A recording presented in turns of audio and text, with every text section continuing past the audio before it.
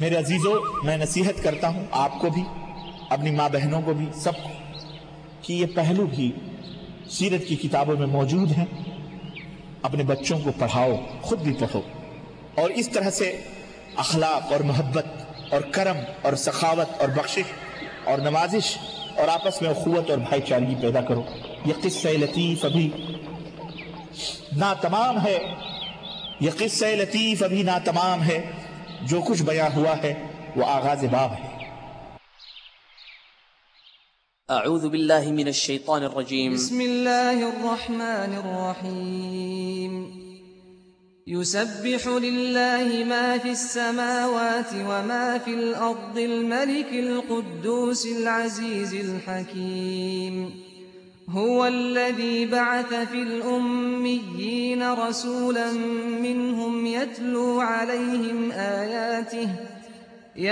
عليهم آياته ويزكيهم ويعلمهم الكتاب والحكمة وَإِن كَانُوا مِن قَبْلُ لَفِي ضَلَالٍ مُبِينٍ. ارض و سماوات میں موجود تمام مخلوق اللہ کی تسبیح کرتی ہے، جو بادشاہ ہے، مقدس ہے، زبردست ہے، دانا ہے. وہی ہے جس نے ان پڑھ لوگوں میں انہی سے ایک رسول بھیجا جو انہیں اللہ کی آیات پڑھ کر سناتا ہے، ان کو پاک کرتا ہے اور انہیں کتاب و حکمت کی تعلیم دیتا ہے، اگرچہ وہ اس سے پہلے سرہی گمراہی میں پڑے ہوئے تھے. بہرحال آپ صلی اللہ علیہ وسلم سواری میں گھوڑے، اونٹ، خچر اور گدھے تینوں کی سواری آپ صلی اللہ علیہ وسلم نے کی ہے، اور عموماً آپ کبھی زین کے ساتھ بیٹھا کرتے تھے، کبھی بغیر زین کے بیٹھا کرتے تھے، اور اسی طرح ہتھیار اور گھر گرہستی بھی آپ صلی اللہ علیہ وسلم کیا کرتے تھے. گھر گرہستی میں آپ صلی اللہ علیہ وسلم آپ کے ساتھ ہمیشہ کنگھی اور کینچی اور مسواک ہمیشہ رہتی تھی. بستر چمڑے کا ہوتا تھا جس میں کھجور کے ریشے بھرے ہوئے ہوتے تھے.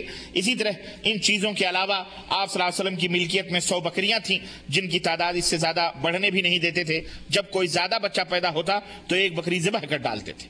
100 سے زیادہ آپ صلی اللہ علیہ وسلم بکری نہیں رکھتے تھے. چنانچہ جنگ بدر میں آپ صلی اللہ علیہ وسلم کو مال غنیمت میں ابو جہل کا یمنی اونٹ حاصل ہوا تھا جس کی ناک میں چاندی کی گھنڈی لٹکی ہوئی تھی. حدیبیہ کے موقع پر اسی کو قربانی کرنے کے لیے مکہ بھیجا تھا تاکہ مشرکین جل اٹھیں کہ دیکھو یہ تو ہمارے سردار ابو جہل کی اونٹنی ہے، اس کو ذبح کر دیا گیا ہے. تو اس طرح یہ بھی ہمیں ثبوت ملتا ہے کہ اگر اس طرح کے دشمن ہوں اور ان کا سامان کبھی قبضے میں آئے تو ان کو جلانے کے لیے بھی یہ کام کیا جا سکتا ہے. ہر کام میں آپ صلی اللہ علیہ وسلم داہنے ہاتھ سے، داہنی طرف سے پسند کرتے تھے. جوتا پہننا، کنگھی کرنا، غسل کرنا، سب آپ صلی اللہ علیہ وسلم داہنی طرف سے کیا کرتے تھے. استنجا وغیرہ اور گندگی وغیرہ بائیں طرف سے آپ صلی اللہ علیہ وسلم کیا کرتے تھے. آپ مونچھوں کو ترشواتے تھے. اللہ کے نبی صلی اللہ علیہ وسلم کی حدیث ترمذی کے اندر آتی ہے کہ اللہ کے رسول صلی اللہ علیہ وسلم فرمایا جو مونچھ نہیں کٹاتا وہ ہم میں سے نہیں. جو مونچھوں کو نہیں کٹاتا وہ ہم میں سے نہیں. آج بہت سارے لوگ اتنی موٹی موٹی مونچھیں رکھتے ہیں، ہے کہ نہیں؟ بعض لوگ مونچھوں کو اس کے ساتھ رکھتے ہیں، یہاں موڑ دیتے ہیں اور اس کے ساتھ کلوں کے ساتھ اس کو چھوڑ دیتے ہیں، اس کو ڈاکو شیطان لگتے ہیں.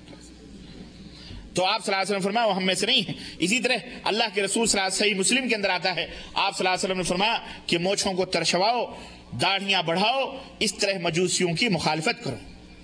مونچھوں کو بڑھاؤ، مونچھوں کو ترشواؤ، داڑھیوں کو بڑھاؤ، اس طرح مجوسیوں کی مخالفت کرو. صحیح بخاری اور صحیح مسلم میں ہے کہ مشرکین کی مخالفت کرو، داڑھیاں بڑھاؤ اور مونچھوں کو کم کراؤ. مگر افسوس اس نبی کی سیرت طیبہ کے پڑھنے والے اور سننے والے آج داڑھیاں مڈاتے ہیں اور مونچھوں کو بڑھاتے ہیں، الٹا کرتے ہیں.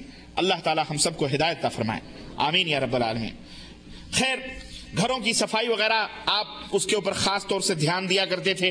مسواک وغیرہ آپ کی مرغوب چیز تھی. خوشبو حضرت صلی اللہ علیہ وسلم خوب زیادہ استعمال کیا کرتے تھے. اور آپ صلی اللہ علیہ وسلم اس کے بعد آپ کی پوری زندگی چلنا اٹھنا بیٹھنا میرے عزیز میرے بھائیوں میرے دوستوں سیرت طیبہ مکمل طور پر یعنی اس کا احاطہ کرنا اس مختصر سے وقت میں بہت مشکل ہے، لیکن آئیے مزید چند واقعات میں نبی کریم صلی اللہ علیہ وسلم کی سیرت طیبہ کے حوالے سے آپ حضرات کی خدمت میں رکھوں تاکہ آپ کو علم ہو کہ اللہ کے حبیب صلی اللہ علیہ وسلم کس انداز سے زندگی گزارتے تھے۔ آپ بھی انسان تھے، آپ کے اوپر بھی اثر ہوتا تھا، ایسا نہیں تھا کہ آپ کے اوپر اثر نہ ہو اور سردی اور گرمی آپ صلی اللہ علیہ وسلم اس کے اثرات سے جو ہے متاثر نہ ہوتے۔ آپ صلی اللہ علیہ وسلم کے اوپر جتنے بھی مصائب اور جتنے بھی مشاکل آئے آپ صلی اللہ علیہ وسلم نے بڑے ہی خندہ پیشانی کے ساتھ اور صبر اور عزیمت کے ساتھ اس کو جھیلا ہے۔ آپ کے بچوں کی وفات ہوئی، آپ کے بیوی کی وفات ہوئی، آپ کو زخمی کیا گیا، آپ صلی اللہ علیہ وسلم کو گالیاں دی گئی، آپ صلی اللہ علیہ وسلم کو رسوا اور ذلیل کرنے کی کوشش کی گئی، آپ صلی اللہ علیہ وسلم کو قتل کی سازش کی گئی، آپ کے صحابہ کو آپ کے سامنے زخمی کیا گیا، مارا گیا، پیٹا گیا۔ کیا اللہ کے حبیب صلی اللہ علیہ وسلم کے اوپر اس کا کوئی اثر نہیں ہوتا تھا؟ کیا آپ کی آنکھوں سے کبھی آنسو نہیں نکلتے تھے؟ کیا حضرت صلی اللہ علیہ وسلم کا دل ان تمام سب واقعات سے نہیں پسیجتا تھا؟ بے شک پسیجتا تھا، اور بے شک آپ صلی اللہ علیہ وسلم متاثر ہوتے تھے۔ جب خوشیوں کا موقع آتا تو آپ خوش بھی ہوتے، اور جب غموں کا موقع آتا تو آپ صلی اللہ علیہ وسلم جب غموں کا موقع آتا تو آنکھوں سے آنسو بھی رواں ہوتے تھے۔ یہ ہمارے نبی حضرت محمد الرسول اللہ صلی اللہ علیہ وسلم کی سیرت بھی ہے۔ چنانچہ آپ کو معلوم ہے کہ خدیجہ الکبریٰ رضی اللہ تعالی عنہا جب ان سے پہلے آپ صلی اللہ علیہ وسلم نے جب ان کی والدہ جب بڑے ہوئے اور نبی بنائے گئے اس وقت ماں کی یاد جب نے ستایا تو ماں ٹھیک ہے شرک کی حالت میں مری ہے، جس حالت میں مری اللہ کے رسول صلی اللہ علیہ وسلم نے یہ سوچا کہ اپنی ماں کے لیے کم از کم ہم دعا کریں۔ چنانچہ روایتوں کے اندر آتا ہے کہ اللہ کے حبیب صلی اللہ علیہ وسلم اپنی ماں کی قبر کو دیکھنے کے لیے صحابہ کرام کے ساتھ گئے، اور راوی کہتے ہیں صحیح مسلم کے اندر اور مسند احمد کے اندر روایت میں آتا ہے، حضرت ابو ہریرہ اور بریرہ کا بیان ہے کہ نبی علیہ الصلوۃ والسلام نے اللہ تبارک تعالیٰ سے اجازت مانگی کہ میں اپنی والدہ کی قبر کی زیارت کروں، تو اللہ تبارک تعالیٰ نے والدہ کی قبر کی زیارت کی اجازت دی۔ چنانچہ اللہ کے نبی صلی اللہ علیہ وسلم والدہ کی قبر کی زیارت کے لیے گئے، اور جب والدہ کی قبر کے پاس بیٹھے اللہ اکبر وہ بچپن کے زمانے یاد آئے، اور ماں کی ممتا سے ایک یتیم محروم ماں کے پیار اور شفقت اور محبت سے جب ماں کے پیار کا موقع آیا تو وہ خود چل بسی۔ اس نے دیکھا نبی علیہ الصلوۃ والسلام بھی انسان تھے، ماں کی قبر کے سرحانے بیٹھے، تو حضرت ابو ہریرہ کہتے ہیں آپ کی آنکھوں سے آنسوؤں کا سیلاب امٹ پڑا، آپ رونے لگے۔ رسول اکرم صلی اللہ علیہ وسلم کے جو 7 صحابہ کرام تھے جب انہوں نے دیکھا کہ نبی علیہ الصلوۃ والسلام زار و قطار رو رہے ہیں تو وہ بھی رو پڑے، اور حضرت بریرہ کہتی ہیں کہ ہم نے رسول اکرم صلی اللہ علیہ وسلم کو اتنا روتے ہوئے کبھی نہیں دیکھا جتنا ماں کی قبر کے سرحانے بیٹھ کر آپ صلی اللہ علیہ وسلم روئے۔ ایک روایت میں آتا ہے کہ آپ صلی اللہ علیہ وسلم نے سے صحابہ کرام نے پوچھا کہ اللہ کے نبی آپ اتنا کیوں رو رہے ہیں؟ تو حضرت نبی کریم صلی اللہ علیہ وسلم نے فرمایا کہ میں نے اپنے ماں کی مغفرت کے لیے اللہ سے اجازت مانگی تو اللہ تعالیٰ نے مجھے مغفرت مانگنے سے منع فرما دیا، مجھے مغفرت مانگنے سے منع فرما دیا، اس لیے اتنا رو رہا ہوں۔ اسی طرح عبد المطلب جو آپ کے چچا تھے جنہوں نے آپ کو پالا اور پوسا تھا، روایتوں میں آتا ہے کہ آمنہ کے انتقال کے بعد عبد المطلب نے آپ کو آغوش محبت میں لیا تھا، اور جیسا کہ میں نے شروع میں بتلایا کہ بڑی شفقت اور بڑا پیار کرتے تھے، اور والدین کا سایہ جب سر سے اٹھ جاتا ہے، ماں بھی نہ ہو اور باپ بھی نہ ہو تو ظاہر ہے کہ دادا ہی شفقت اور پیار کرتا ہے۔ چنانچہ دادا کے انتقال کے بعد طبقات ابن سعد میں حضرت ام ایمن کا بیان ہے کہ نبی علیہ الصلوۃ والسلام 8 برس کے تھے، نبی علیہ الصلوۃ والسلام ابھی 8 برس کے تھے کہ دادا کی وفات ہو گئی۔ تو جب دادا کا جنازہ اٹھا تو کہتے ہیں کہ میں نے رسول اکرم صلی اللہ علیہ وسلم کو دیکھا کہ سردار عبد المطلب کی وفات کے دن دیکھا کہ جب ان کا جنازہ اٹھا تو نبی علیہ الصلوۃ والسلام بچے ہی تھے نا، ابھی تو چھوٹے ہی تھے، لیکن دادا کی شفقت اور دادا کی محبت میں پیچھے روتے ہوئے گئے، قبرستان تک دادا کی شفقت و محبت میں روتے گئے۔ اسی طرح دادا کے بعد ابو طالب کی جب وفات ہوئی، جب ان کی موت آئی، چونکہ یہ آخری سہارا تھے، تو روایتوں کے اندر آتا ہے کہ موت کے آخری لمحے میں بھی نبی علیہ الصلوۃ والسلام نے اپنے چچا کو پیش کیا، دعوت پیش کی توحید کی کہ چچا کلمۃ وحاج بہا عند اللہ، یہ کلمہ لا الہ الا اللہ پڑھ لو، اللہ کے ہاں بخشوا لیں گے۔ لیکن پھر ابو طالب نے کلمہ نہیں پڑھا اور کہا نہیں، بلکہ اخترت النار علی العار، میں آگ کو گوارا کرتا ہوں، لیکن میں یہ گوارا نہیں کرتا کہ میرے مرنے کے بعد میرے قبیلے کے لوگ یہ کہیں کہ ابو طالب مرتے مرتے باپ داداؤں کے دین سے پھر گیا ہے۔ چنانچہ جب ابو طالب کا انتقال ہو گیا تو وہ سال اللہ کے رسول صلی اللہ علیہ وسلم نے غموں کا سال قرار دیا، اور حضرت علی رضی اللہ تعالی عنہ کو حکم دیا کہ جاؤ، اور اس طرح سے ان کی وفات کے بعد وہ زار و قطار رو پڑے۔ زار و قطار اس لیے کہ وہ چچا جو زندگی بھر سہارا بنا، آخری وقت میں ہم اس کی مدد نہ کر سکے، وہ کلمہ نہیں پڑھ سکتا، ہم اس کی مدد کیسے کر سکتے ہیں؟ چنانچہ حضرت علی فرماتے ہیں کہ نبی علیہ الصلوۃ والسلام نے ارشاد فرمایا کہ جاؤ غسل دے کر کفن وغیرہ پہنا کر ان کو دفن کر دو۔ نبی علیہ الصلوۃ والسلام خود تدفین میں شریک نہیں ہوئے کیونکہ مشرک تھے، وہ کلمہ انہوں نے نہیں پڑھا تھا۔ چنانچہ حضرت علی فرماتے ہیں کہ نبی علیہ الصلوۃ والسلام نے جس طرح مجھے حکم دیا تھا میں نے ویسے ہی کیا۔ پھر سرور عالم صلی اللہ علیہ وسلم کئی دن تک گھر سے باہر نہ نکلے، چچا کی مغفرت کے لیے اللہ تبارک تعالیٰ سے کہنے لگے میں دعا کرتا رہوں گا یہاں تک کہ اللہ تعالیٰ خود منع فرمائے۔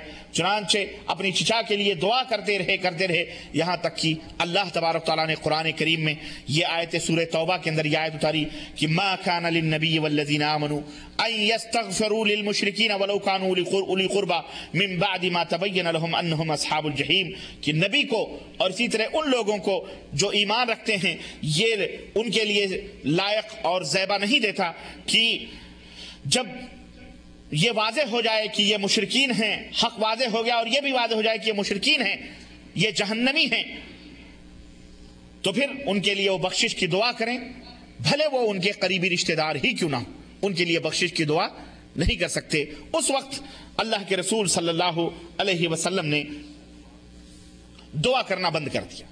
اسی طرح ام المومنین حضرت خدیجہ الکبریٰ رضی اللہ تعالی عنہا کی جب اللہ کے نبی صلی اللہ علیہ وسلم کو یاد آتی، یہ وہ بیوی تھی جیسا کہ میں نے بتلایا کہ اپنا سارا مال، اپنی ساری تجارت، اپنی ساری دولت نبی علیہ الصلوۃ والسلام کے قدموں پر انہوں نے نچھاور کر دیا تھا۔ چنانچہ آپ کو معلوم ہونا چاہیے کہ جب غار حرا میں وحی سنی اور اس وقت اللہ کے نبی کانپتے ہوئے اپنے گھر کی طرف حضرت خدیجہ الکبریٰ کے پاس آئے اور کہا زملونی خدیجہ مجھے چادر اڑاؤ، لرزتے کانپتے گھبراہٹ کی حالت میں کہنے لگے خدیجہ آج میں نے وہ بات سنی ہے اور وہ بات دیکھی ہے جو میں نے اپنی زندگی میں کبھی نہیں سنی اور کبھی نہیں دیکھی، مجھے ڈر ہے کہ کہیں میں مر نہ جاؤں اور میں ہلاک و برباد نہ ہو جاؤں۔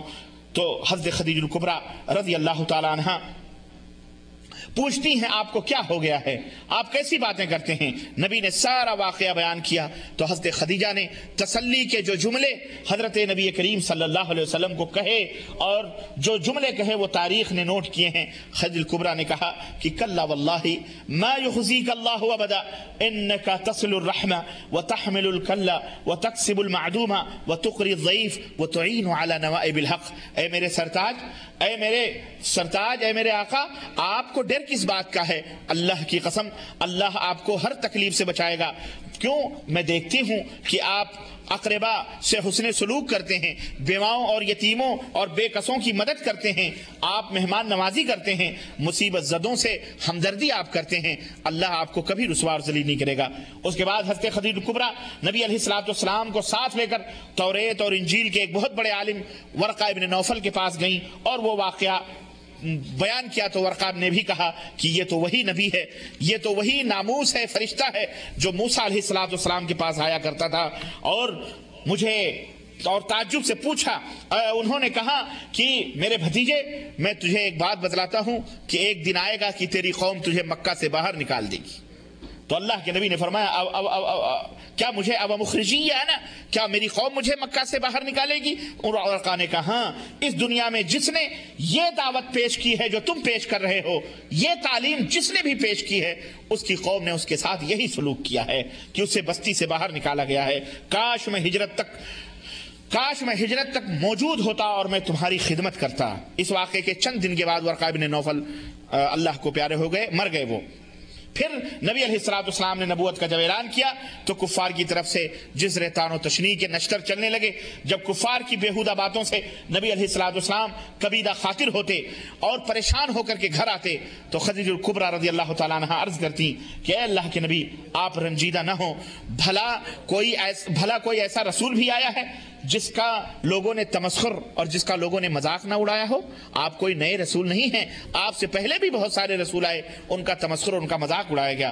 نبی علیہ السلام دن بھر تبلیغ کرتے، دن بھر لوگوں کو دعوت دیتے، لا الہ الا اللہ کی طرف بلاتے، زخم کھاتے، اور شام کو جب گھر لوٹتے تو حضرت خدیجہ کبریٰ آپ کے زخموں کو دھلتی اور اس کے اوپر دوائیں لگاتی، پھائے رکھتی، آپ کو اپنی باہوں میں لے کر اللہ کے نبی کے ڈھارس بندھاتی اور تسلی دیتی تھی، حوصلہ بڑھاتی تھی. اور حضرت خدیجہ کی باتوں کو سن کر آپ کو دلی تسکین اور سکون ملتا تھا، اور پھر تازہ دم ہو کر پھر ایک نئی اسپرٹ، نئی روح لے کر دوسرے دن پھر صبح کو نبی علیہ السلام بازار میں، لوگوں کے گاؤں میں، لوگوں کے محلوں میں، لوگوں کے گھروں پر دعوت و ارشاد کے لیے نکل جاتے. حضرت خدیجہ کبریٰ کا نبی علیہ السلام کے ساتھ جو گزرا ہوا دن تھا وہ بڑا ہی پراشوب دور تھا جو زمانے گزارے تھے. ام المومنین خدیجہ کبریٰ آپ کے لیے سخت سے سخت تکلیفیں جھیلتی تھیں، اور آپ نے بڑے ہی برے حالات میں اللہ کے نبی صلی اللہ علیہ وسلم کا ساتھ دیا تھا. چنانچہ نبی علیہ السلام کو حضرت خدیجہ کبریٰ سے بے حد محبت تھی. جب تک آپ زندہ رہی نبی علیہ السلام نے دوسرا نکاح نہیں کیا. اور آپ کو یہ بھی معلوم ہے کہ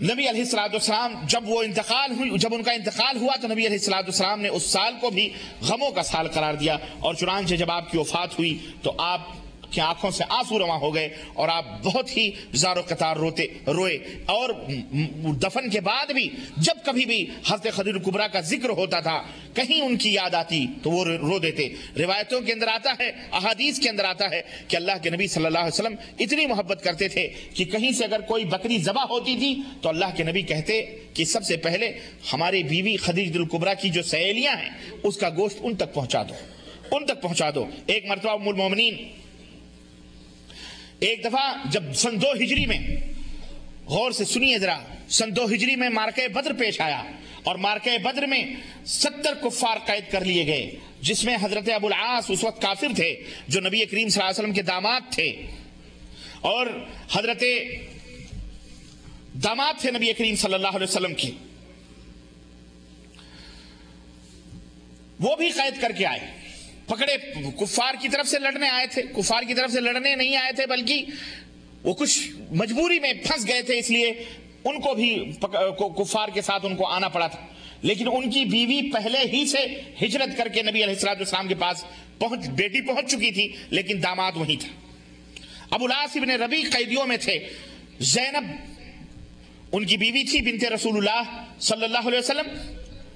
جب ان کو پتا چلا کہ میرے شوہر گرفتار ہو کر کے آئے ہیں اور اللہ کے نبی صلی اللہ علیہ وسلم نے اعلان کیا ہے کہ قیدی جو گرفتار ہیں ان کی طرف سے جو فدیہ دے گا، ان کے گھر والے جو مال دیں گے تب ان کو آزاد کیا جائے گا، بغیر پیسہ یا مال دیے ہوئے ان کو آزاد نہیں کیا جائے گا.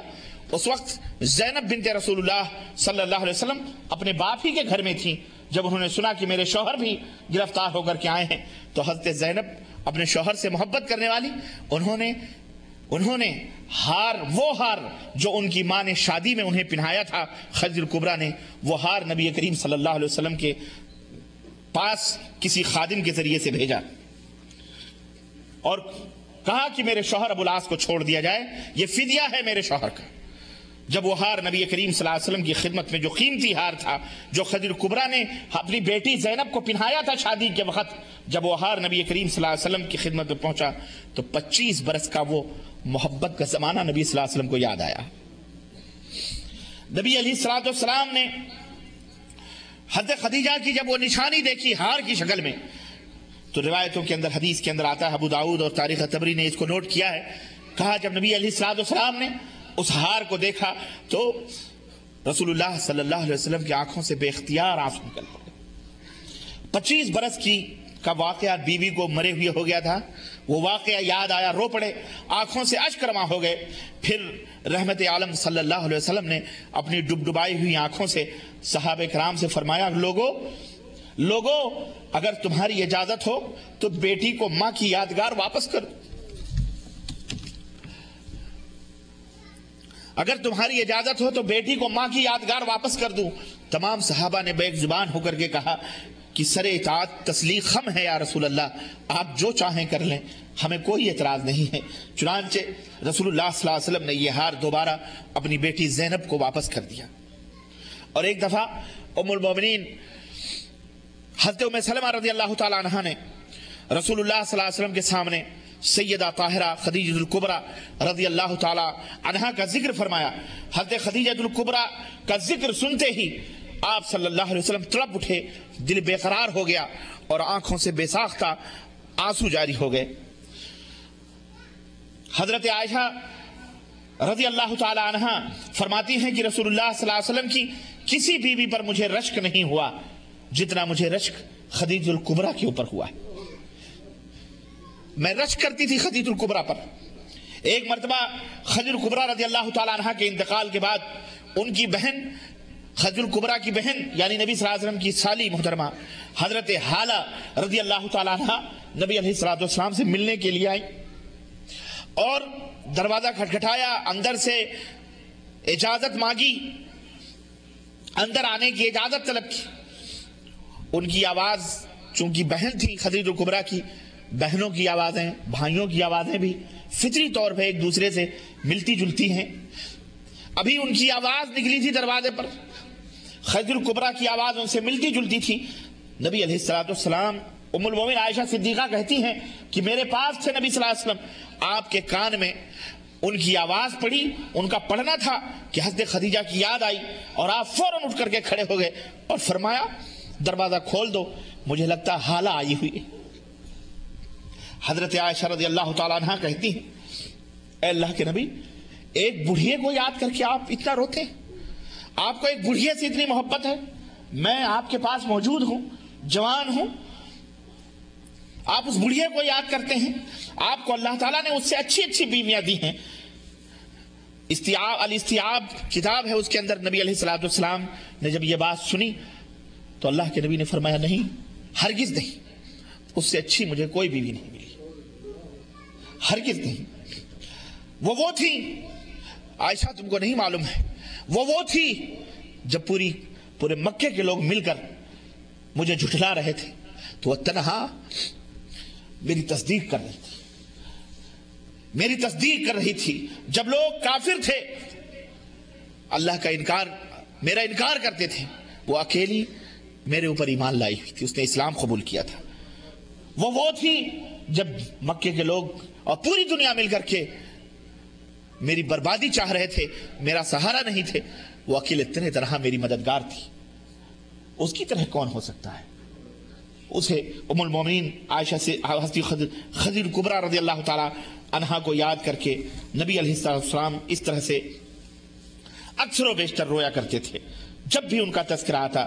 اسی طرح اس سے یہ پتہ چلتا ہے کہ اللہ کے رسول صلی اللہ علیہ وسلم کس طرح سے وہ بھی انسان اور کس طرح سے محبت اور شفقت نبی علیہ السلام کو تھی۔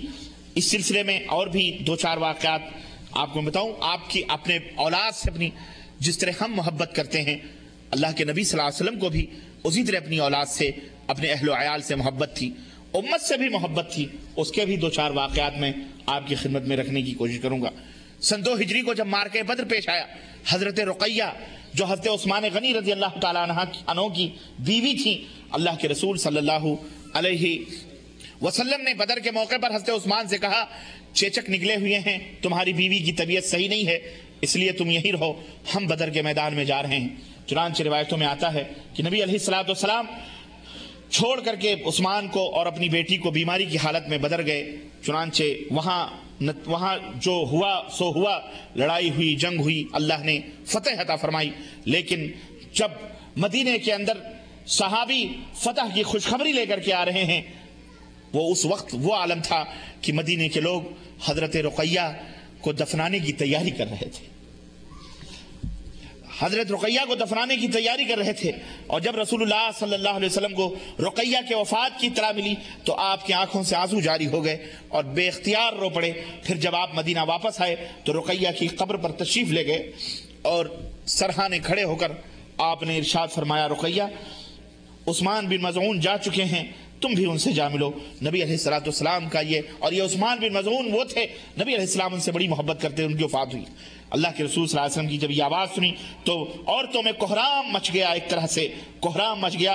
حضرت فاطمہ جو رقیہ کی بہن تھیں قبر کے پاس سرہانے بیٹھ کر روتی، اللہ کے نبی اپنے چادر مبارک سے ان کی آنکھوں کو پوچھتے کہ بیٹی اللہ نے جو چاہا وہ ہوا، اللہ کی قدر پر صبر کرنا چاہیے، آنکھوں سے آنسو بہانے سے کوئی فائدہ نہیں۔ تو اللہ کے رسول صلی اللہ علیہ وسلم کی زندگی ہی کے اندر، جیسا کہ آپ کو میں نے بتایا کہ آپ کی تمام نرینہ اولادیں وفات پا گئیں، اور سوائے حضرت فاطمہ رضی اللہ تعالی عنہا کے۔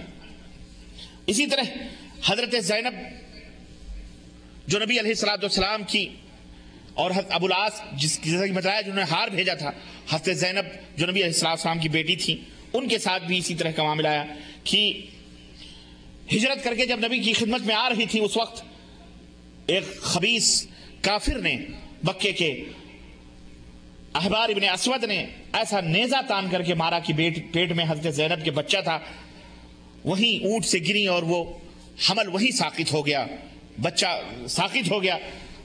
چنانچہ یہ احبار ابن اسود اس وقت کافر تھے، لیکن فتح مکہ کے بعد یہ مسلمان ہو گئے تھے، روایتوں کے اندر آتا ہے یہ مسلمان ہو گئے اور نبی علیہ السلام کی خدمت میں حاضر ہوئے، اور اللہ کے نبی نے ان کے اس جرم کو معاف فرما دیا۔ تعالیٰ انہوں کو اس نے شہید کیا تھا، اور یہی نہیں بلکہ ہند نے جب حضرت حمزہ رضی اللہ تعالی عنہ کی لاش کو دیکھا، پیٹ کو چاک کروایا، کلیجے کو کٹوایا، جگر کو کٹوایا، اور کچے کلیجے کو اس نے چبانے کی کوشش کی لیکن وہ نگل نہ سکی۔ یہ اور بات ہے کہ یہ بعد میں مسلمان ہو گئے تھے، حضرت وحشی بھی مسلمان ہو گئے، حضرت ہند بھی مسلمان ہو گئیں، اور اللہ کے نبی نے سب کے جرم کو معاف فرما دیا۔ البتہ یہ ضرور تھا کہ حضرت وحشی سے اللہ کے نبی یہ ضرور کہا کرتے تھے کہ تم میرے سامنے مت آیا کرو، کیونکہ جب تم میرے سامنے آتے ہو تو مجھے اپنے اس مظلوم اور ہاتھ اور جسم اور پیٹ چرے ہوئے چچا حمزہ کی یاد آ جایا کرتی۔ انسان تھے، دل بھرتا ہے۔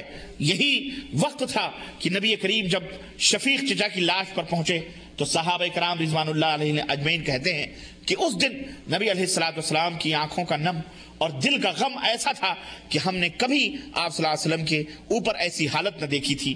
اسی اسنا میں ابھی نبی علیہ السلام آنسو ہی بہا رہے ہیں چچا کی لاش کو دیکھ کر، اسی اسنا میں حضرت حمزہ کی سگی بہن، حقیقی بہن جو نبی علیہ السلام کی پھوپھی تھی، اپنے محبوب اور بہادر بھائی کی شہادت کی خبر سن کر کے دوڑی ہوئی مدینے سے احد کی طرف آ رہی تھی۔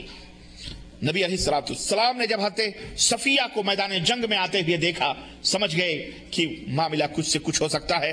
چنانچہ حضرت صفیہ ہی کے ثابت قدم فرزند حضرت زبیر تھے، زبیر کو کہا کہ جاؤ اور اپنی ماں کو روکو اور حمزہ کے پاس اپنی ماں کو مت آنے دو۔ چنانچہ جب بے تحاشا وہ دوڑی ہوئی بھائی کی لاش کو دیکھنے کے لیے آ رہی تھی، اس وقت بیٹا سامنے آ گیا، کہا اماں آپ حمزہ کی لاش کو نہیں دیکھ سکتی ہیں۔ کہا تو کون ہوتا ہے مجھے روکنے والا میرے بہادر بھائی کی لاش کو دیکھنے کے لیے؟ حضرت زبیر نے کہا یہی حکم ہے نبی کریم صلی اللہ علیہ وسلم کا، اس لیے آپ وہاں نہیں جا سکتی، ابا جان آپ لاش کے قریب نہیں جا سکتی ہیں۔ حضرت صفیہ سمجھ گئیں یہ معاملہ کچھ الٹا سیدھا ہے، ضرور میرے بھائی کے ساتھ کچھ غلط سلوک کیا گیا ہے۔ چنانچہ نبی علیہ السلام کی خدمت میں حاضر ہوئیں۔ اللہ کے نبی نے جب ان کو دیکھا تو اپنے آنسوؤں کو ضبط نہ کر سکے، چہرے کو آپ نے پھیرا۔ حضرت صفیہ نے کہا کہ میں بہادر بھائی کی بہن ہوں، آپ مجھے اپنے بھائی کی لاش دیکھنے دیں، انشاءاللہ مجھے آپ ثابت قدم پائیں گے۔ میں اپنے آنکھوں سے اپنے بہادر بھائی کی شہادت پر آنسو بھی نہیں بہاؤں گی، لیکن کم از کم مجھے اپنے بھائی کی لاش دیکھنے دو۔ نبی علیہ السلام نے جب اپنی پھوپھی کا یہ انداز بیان دیکھا تو سامنے سے ہٹ گئے۔ حضرت صفیہ جب لاش کے پاس آئیں اور بھائی کی لاش کو جگہ جگہ سے کٹا ہوا اور جسم کے ٹکڑے کو پھٹا ہوا دیکھا، بکھرا ہوا دیکھا، تو آنکھوں سے آنسو جاری ہو گئے۔ نبی کریم صلی اللہ علیہ وسلم نے جب حضرت صفیہ کی آنکھوں میں آنسو دیکھے تو پھوپھی کی آنکھوں میں آنسو دیکھ کر کے آپ بھی زاروں کے تار رو پڑے۔ کتنا صبر ہوتا، کتنا صبر ہوتا۔ پھر جب لاشوں کو کفنایا گیا تو حضرت حمزہ ابن عبد المطلب، یہ وہ صحابی تھے جنہیں سید الشہداء کا خطاب اللہ کے نبی نے دیا تھا، اور پتہ ہے یہ وہ صحابی تھے جن کے لیے خود نبی کریم صلی اللہ علیہ وسلم نے اللہ سے دعا کر کے ان کو مانگا تھا کہ اللہ مجھے حمزہ کو دے دے یا عمر ابن، دونوں عمر میں سے ایک عمر دے دے۔ اور حضرت حمزہ مسلمان بھی عجیب و غریب انداز سے، بڑے بہادر۔ ایک دفعہ عبداللہ ابن جدعان کی لونڈی نے دیکھا کہ نبی علیہ السلام خانہ کعبہ میں ہیں، ابو جہل آیا اور اس نے ایک پتھر کھینچ کے نبی علیہ السلام کے سر پہ دے مارا۔ اللہ کے نبی کے سر مبارک سے خون کا فوارہ چھوٹ پڑا، لیکن مجبور کیا کر سکتے، اللہ کے نبی نے صبر کیا۔ لیکن اس کنیز نے، اس لونڈی نے اس منظر کو دیکھا تھا۔ حضرت حمزہ شکار کھیلنے اکثر صحرا میں نکل جاتے، چنانچہ جب شکار کھیل کر کے واپس آئے تو عبداللہ ابن جدعان کی لونڈی، اس نے فوری طور پر حمزہ کو کہا تم کو معلوم ہے کہ آج کیا واقعہ ہوا؟ کہا کیا ہوا؟ کہا تمہارے یتیم بھتیجے کو ابو جہل نے پتھر سے مارا ہے جہاں سے خون نکل پڑا۔ حضرت حمزہ نے جب یہ کہا میرے بھتیجے کو اس نے مارا، حالانکہ وہ کافر تھے، وہ بھی جانتے تھے جس دین کی طرف مخالف تھے، اس دین کے جس دین کی طرف نبی صلی اللہ علیہ وسلم بلاتے ہیں۔ حضرت حمزہ برداشت نہ کر سکے اور سیدھا نیزے سے لے کر کے گئے اور خانہ کعبہ میں پہنچے۔ ابو جہل بیٹھا ہوا تھا اور بہت بھدی گالی دی اور بڑی بری گالی دی، او بدبودار چوتڑ والے، اس طرح کا خطاب کیا۔ کہا میرے ہوتے ہوئے میرے بھتیجے کو تو نے مارا، اور ایسا کھینچ کے نیزہ مارا کہ جس طرح خون کا فوارہ نبی علیہ السلام سے چھوٹا تھا ایسی اس کے سر سے چھوٹ پڑا، اور کہا تجھے نہیں معلوم کہ میرے بھتیجے کو تو مارا جبکہ میں بھی اس کے دین پر ہوں، میں بھی مسلمان ہوں۔ اللہ ہو، حالانکہ مسلمان نہیں ہوئے تھے لیکن بے ساختہ۔ اور آئندہ میرے نبی کی طرف ٹیڑھی آنکھ کر کے، میرے بھتیجے کی طرف ٹیڑھی آنکھ کر کے بھی نہ دیکھنا، یہ نہ سوچنا کہ اس کا کوئی بھی نہیں ہے۔ چنانچہ رات بھر اسی کشمکش میں گزرا کہ کیسے یہ بات میری زبان سے نکل گئی کہ میں اس کے دین پر ہوں جبکہ میں محمد کے دین پر نہیں ہوں۔ چنانچہ اسی کشمکش میں نیند نہ آئی، صبح بھتیجے کے پاس پہنچے اور کہنے لگے بھتیجے تو جو دین پیش کرتا ہے مجھے بھی بتا۔ نبی علیہ السلام نے چچا کے سامنے دین توحید پیش کیا۔ چچا نے کہا اشہد ان لا الہ الا اللہ واشہد انک رسول اللہ، میں گواہی دیتا ہوں کہ اللہ کے سوا کوئی معبود نہیں، تو سچا رسول ہے۔ یہ سید الشہداء کا خطاب پانے والے حضرت امیر حمزہ، کفن دیا جا رہا ہے، نبی کے سگے چچا ہیں، کفن دیا جا رہا ہے۔ ایک چھوٹی سی پرانی چادر تھی، اگر اس سے سر ڈھانپا جاتا تو پیر ننگے ہو جاتے، اور اگر پیر ڈھانپا جاتا تو سر ننگے ہو جاتے۔ اللہ کے نبی صلی اللہ علیہ وسلم نے فرمایا لوگو میرے چچا کا سر ڈھانک دو، میرے چچا کا سر ڈھانک دو اور پاؤں پر مدینے کے گھاس ڈال دو۔ یہ وہ لوگ تھے، اور اسی حالت میں حضرت حمزہ حضرت عبداللہ کے ساتھ دونوں کو ایک قبر کے اندر احد کے میدان میں اتارا گیا۔ انا للہ و انا الیہ راجعون۔ میرے عزیزوں، میرے دوستوں اور بھائیوں،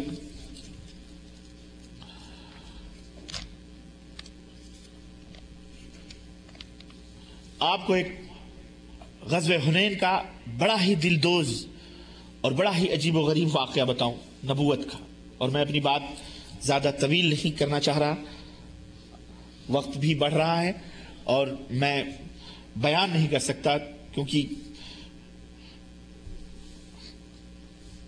کیا کیا بیان کریں اور کیا کیا میں۔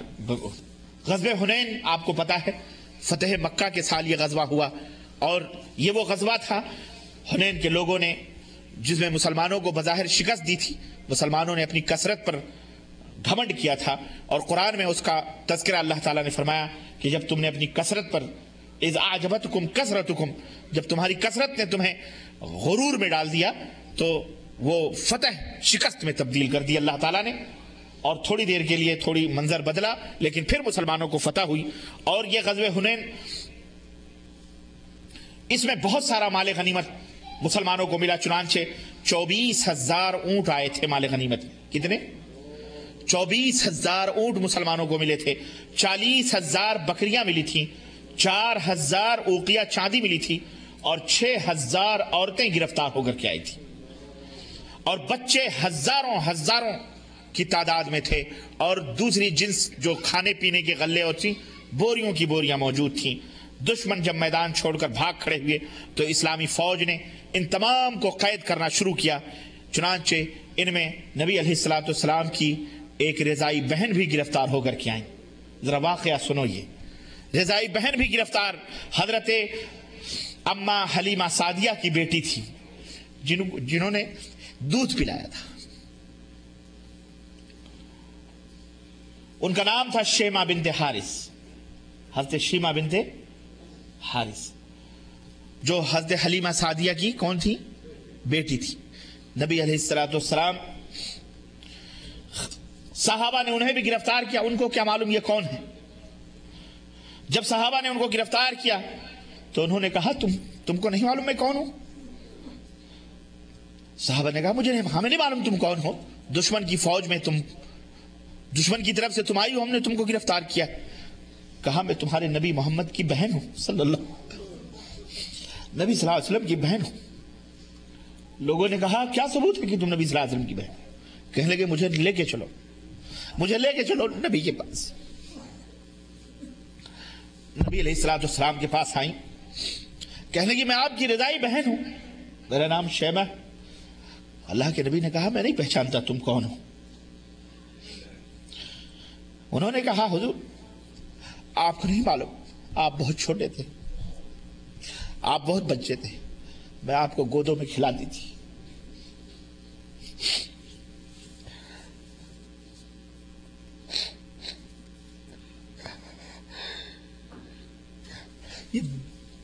یہ بچپنوں کے بچھڑے ہوئے جو معاملات ہوتے ہیں بڑے عجیب و غریب ہوتے ہیں, بڑے عجیب و غریب ہوتے ہیں.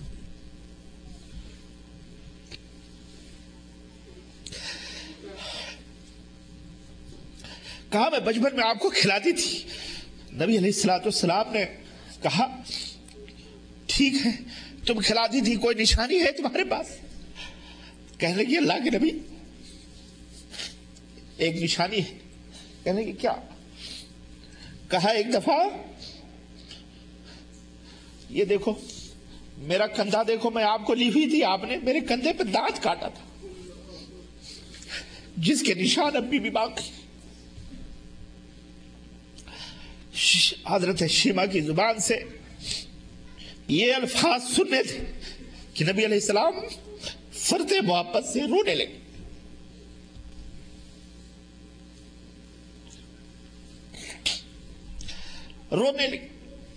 اور کھڑے ہو گئے اور اپنی چادر اتاری اور کہا میری بہن یہاں بیٹھ جا.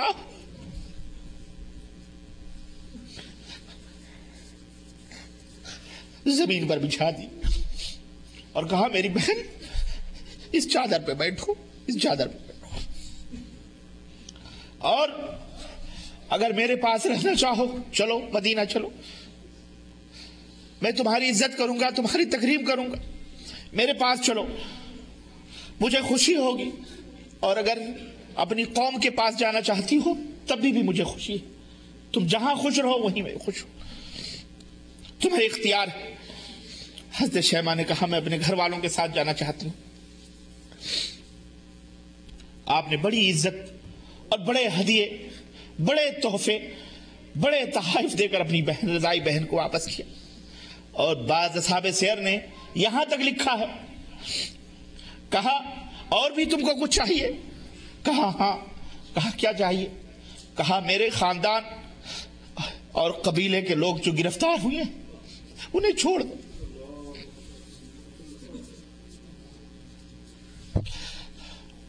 نبی علیہ السلام نے فرمایا ٹھیک ہے میری بہن جا, میں نے سب کو معاف کر دیا. ہزاروں کی تعداد جو گرفتار ہوئے تھے, جو مال اور دولت ملے تھے, ان سے جو مال غنیمت میں آئے تھے, جتنے بھی زر و جواہر تھے, سب کچھ اللہ کے نبی نے کہا جاؤ سب میں نے دے, سب واپس. میرے بھائیوں یہ اصل میں نبی علیہ الصلوۃ والسلام کی سیرت کے کئی پہلو، نبی علیہ الصلوۃ والسلام کی سیرت طیبہ کا ایک پہلو نہیں ہے. اصل میں کچھ ہماری غلطیاں، کچھ ہمارے لوگوں کی غلطیاں، سیرتوں کے لکھنے والوں نے بھی جب بیان کی تو لڑائی، مار کاٹ چھانٹ، تاریخ اسلام بھرا پڑا ہے. پڑھنے والا ایسا محسوس کرتا ہے جیسے مسلمان جو حکومت کرتے تھے مار ہی کاٹ کرتے تھے، ان کے پاس نہ کوئی شفقت تھی، نہ کوئی محبت تھی، نہ کوئی اخلاق تھا، نہ کوئی کسی کے ساتھ کوئی معاملات تھے. ہے کہ نہیں؟ بھرے پڑے ہیں ہماری تاریخ اسلام. لیکن میرے عزیزوں، میں نصیحت کرتا ہوں آپ کو بھی، اپنی ماں بہنوں کو بھی، سب کو، کہ یہ پہلو بھی سیرت کی کتابوں میں موجود ہیں. اپنے بچوں کو پڑھاؤ، خود بھی پڑھو، اور اس طرح سے اخلاق اور محبت اور کرم اور سخاوت اور بخشش اور نوازش اور آپس میں اخوت اور بھائی چارگی پیدا کرو. اللہ تعالیٰ بہت، یہ قصہ لطیف ابھی ناتمام ہے، یہ قصہ لطیف ابھی ناتمام ہے، جو کچھ بیان ہوا ہے وہ آغاز باب ہے. اللہ تعالیٰ ہمیں نبی رحمت صلی اللہ علیہ وسلم کی سیرت طیبہ کو پڑھنے اور اس کے مطابق عمل کرنے کی توفیق عطا فرمائے، اور ہم سب کے دلوں میں اپنے حبیب، اپنے پیارے نبی کی سچی پکی محبت ہمارے دلوں میں اللہ پیدا فرمائے، اور آپ کی اطاعت اور فرمانبرداری کی ہر معاملے میں اللہ تعالی ہمیں توفیق عطا فرمائے. آمین یا رب العالمین. وصلی اللہ علی نبینا محمد وعلی آلہ وصحبہ اجمعین. والسلام علیکم ورحمۃ اللہ وبرکاتہ. کوئی سوال نہیں، کوئی جواب نہیں. کل جہاں پروگرام ہوگا وہاں سوال جواب کر لینا. آج معاف کیجیے. جزاک اللہ خیر. السلام علیکم ورحمۃ اللہ وبرکاتہ.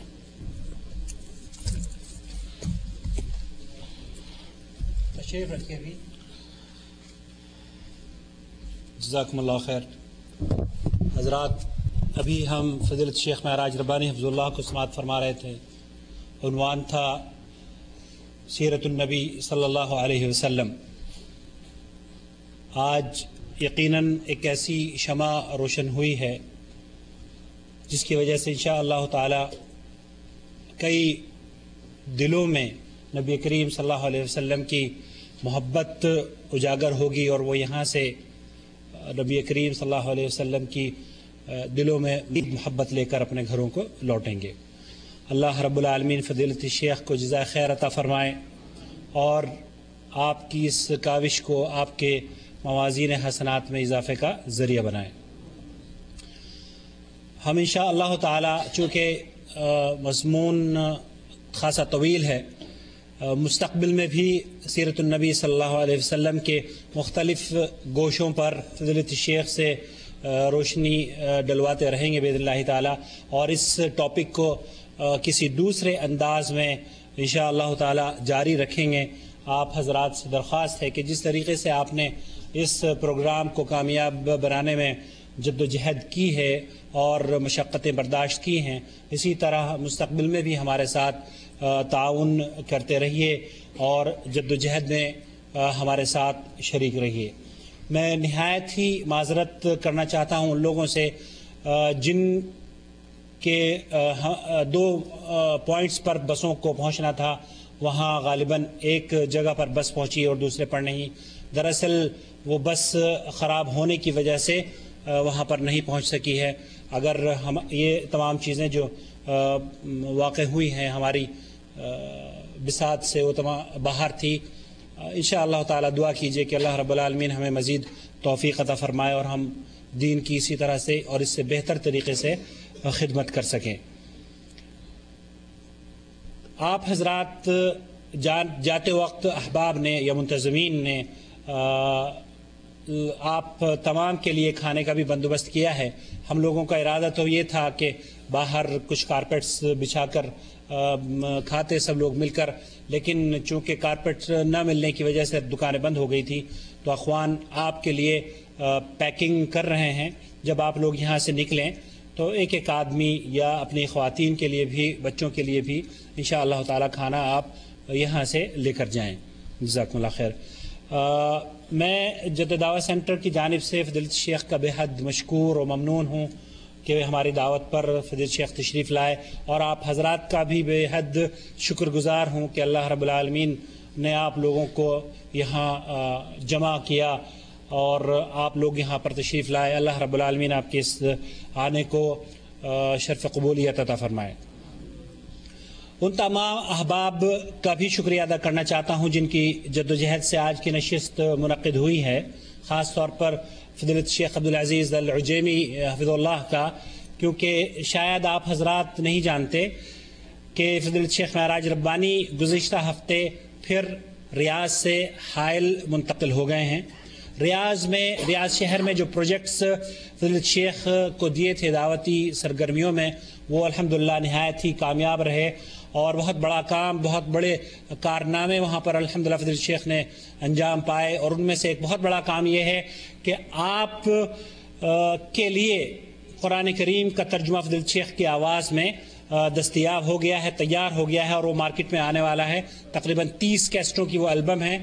اس کے بعد آپ کو اب کم از کم یہ گنجائش کہنے کا موقع نہیں ملے گا کہ ہمیں بدیل نہیں تھا اس لیے ہم فلاں صاحب کا ترجمہ سنا کرتے تھے۔ آج آپ کے مستند عالم کی آواز میں وہ قرآن کریم کا ترجمہ موجود ہے، انشاءاللہ تعالی بہت جلد آپ کے شہر میں بھی پیش کر دیا جائے گا۔ ریاض میں چونکہ آپ کا قیام وزارت شؤون اسلامی کے تحت جو ادارے قائم ہیں ان کے تعاون سے تھا، اور جب آپ گزشتہ ہفتے حائل لوٹ رہے تھے تو احباب نے ایک عجیب و غریب جو ریومرز ہوتے ہیں، افواہیں ہوتی ہیں، وہ پھیلانی شروع کر دی کہ جناب شیخ کو واپس کر دیا گیا ہے اور ہندوستان بھیج دیا گیا ہے۔ شیخ انصار زبیر محمدی کو کسی نے فون کیا ابھا سے کہ جناب جیل میں ڈال دیا گیا ہے اور یہاں سے پوری فیملی کو ہندوستان بھیج دیا گیا ہے، جبکہ جس روز یہ واقعہ ہوا اس روز فضیلت شیخ قصیم کے اندر تقریر کر رہے تھے۔ اللہ کی حکمت دیکھیے، ابھا سے اس فتنے نے جنم لیا، اور آج جو شیخ یہاں پر تشریف لائے ہیں وہ کل ابھا میں ہی تقریر کر کے آئے ہیں۔ تو جس جگہ سے فتنے نے جنم لیا اسی جگہ شیخ نے اگلے ہفتے وہاں کے اخوان نے شیخ کو مدعو کیا اور وہاں پر تقریر ہوئی۔ تو یہ اللہ رب العالمین کا انعام ہے۔ اللہ رب العالمین سے آپ بھی دعا فرمائیں کہ شیخ کی حفاظت فرمائے اور اسی طریقے سے قرآن و سنت کی خدمت کرنے کی مزید توفیق عطا فرمائے۔ بہرحال میں مزید شکریہ ادا کرنا چاہتا ہوں اس ادارے کے ذمہ داران کا بھی کہ جہاں پر ہم لوگ جمع ہوئے ہیں، اور البرکہ انٹرنیشنل اسکول کے جناب مدیر صاحب کا بھی، کیونکہ انہوں نے بس دینے کا اور دوسرے تعاون کا بھی ہمارے ساتھ وعدہ کیا اور وہ پورے اترے الحمدللہ۔ اس کے ساتھ ساتھ میں شکریہ ادا کرنا چاہتا ہوں مدرسہ ام المومنین حضرت حفصہ رضی اللہ تعالی عنہ کے ذمہ داران کا، اور اپنے دوسرے بھائیوں کا بھی، ریاض صاحب کا، ابو ماجد صاحب کا، امجد بھائی کا، فضل بھائی کا، طارق صاحب کا، اور ندیم صدیقی، ندیم قریشی صاحب کا، عامر صاحب، ذکی بھائی، عبدالکفیل صاحب جن کی جدوجہد سے آپ یہ تمام چیزیں سن بھی رہے ہیں اور الحمدللہ دیکھی بھی جا رہی ہے، برخوردار نواف اور نادر کا، اور خاص طور پہ بھائی محمد محمود بھائی کا جو ہماری دعوت پر یہاں اس پروگرام کو ریکارڈ کرنے کے لیے قصیم سے تشریف لائے اور اس کو ڈاکومنٹیشن کی شکل دی جا رہی ہے۔ یہ ڈاکومنٹیشن اصل میں بہت ضروری ہوتی ہے، اس کو مستقبل میں انشاءاللہ تعالی مزید پھیلایا بھی جائے گا دوسرے وسائل کے ذریعے، لیکن اس کی جعلیات کے دفاتر میں چونکہ ریکوائرمنٹ ہوتی ہے اور ہم سے یہ کہا جاتا ہے کہ آپ لوگ جتنے لوگ بھی اکٹھے ہوتے ہیں تو کم از کم ہمیں یہ علم ہونا چاہیے کہ کتنے لوگ اکٹھے ہوئے تھے اور کس طریقے سے پروگرام چلا۔ تو یہ ڈاکومنٹیشنز ہمارے لیے دین کے کام کرنے میں انشاءاللہ تعالی مستقبل میں مزید فائدہ مند ثابت ہوگی۔ میں شکر گزار ہوں عمر بھائی کا بھی، جنہوں نے اپنے روم میں پیل ٹاک پر ہمیں اس پروگرام کو لائیو براڈ کاسٹ کرنے میں مدد دی، تعاون کیا۔ اللہ رب العالمین پیل ٹاک پر جو روم ہے عمر بھائی کا، ان تمام کو اللہ رب العالمین جزائے خیر عطا فرمائے اور اسی طرح سے دین کی خدمت کرنے کی مزید توفیق عطا فرمائے۔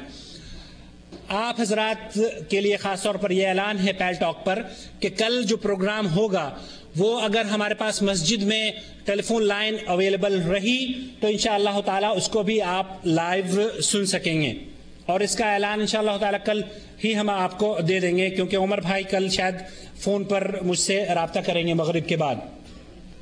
کل فضیلت شیخ معراج ربانی کا خطاب اللہ کی رحمت کے عنوان پر باب شریف میں ہو رہا ہے، مسجد امام بخاری رحمۃ اللہ علیہ میں۔ یہ مسجد باب شریف میں فندق سہاری کے پیچھے واقع ہے، اور اس سے پہلے بھی ایک درس 2 مہینے پہلے انسان کی تخلیق کے مقصد کے عنوان پر اس مسجد میں ہو چکا ہے۔ جن احباب کو لوکیشن جاننی ہو یا مقام وہ جاننا چاہتے ہوں تو وہ ہم سے مل لیں، یا ندیم بھائی وغیرہ سے یا اخوان سے پوچھ سکتے ہیں وہ۔ ہاں، ایک بات ضرور سماعت فرما لیجئے کہ کل چونکہ مسجد میں پانی کی شارٹیج ہے، اس لیے تمام احباب اپنے گھروں سے وضو کر کے وہاں پر تشریف لائیں۔ ہماری آواز چونکہ انٹرنیٹ کے ذریعے اور دوسری مینز آف کمیونیکیشنز کے ذریعے پوری دنیا میں پھیل رہی ہے، اور لوگ انٹرنیٹ پر ہمیں لائیو سن رہے ہیں، تو ہم ان لوگوں کے لیے یہ کچھ اعلانات، ایڈریسز بیان کرنا چاہتے ہیں تاکہ وہ ہم سے اگر رابطہ کرنا چاہیں تو رابطہ کر سکتے ہیں۔ فضیلت شیخ معراج ربانی کی یا ہماری جدہ میں جو دوسری ایکٹیویٹیز ہیں دین کے حوالے سے، اگر آپ hadith@yahoo.com کو جوائن کر لیں گے تو اس کی تمام ایکٹیویٹیز آپ کو انشاءاللہ تعالی ملتی رہیں گی، اور ہمارے پروگرامز کو بھی آپ اس سے بھی باخبر رہیں گے۔ ہندوستان میں جو لوگ ہم سے رابطہ کرنا چاہتے ہیں وہ ہمارے پتے نوٹ فرما لیں۔ دارالکتب الاسلامیہ 419 اردو مارکیٹ، گلی مرچہ محل، جامع مسجد دہلی، فون نمبر 232699123۔ بینگلور میں ہے التوعیہ کیسٹ ہاؤس 49 چار مینار مسجد road, Shivaji Nagar, Bangalore, phone number 08055498004۔ اور اس ادارے کا فون نمبر ہے جس کے تحت آج ہم نے یہ پروگرام کا انعقاد کیا ہے، جدہ دعوت سینٹر کا، 6828888۔ اللہ رب العالمین آپ سب کے آنے کو شرف قبولیت عطا فرمائے۔ یہاں سے جاتے وقت براہ کرم اطمینان سے نکلیں اور اپنے معذرت کے ساتھ کھانے ساتھ لے کر چلے جائیں، کیونکہ ہم لوگ انتظام نہیں کر پائے ہیں۔ انشاءاللہ تعالی امید ہے کہ آپ محسوس نہیں کریں گے۔ جزاکم اللہ خیر و احسن الجزاء۔ سبحانک اللہم و بحمدک، اشہد ان لا الہ الا انت، استغفرک و اتوب الیک۔ والسلام علیکم ورحمۃ اللہ وبرکاتہ۔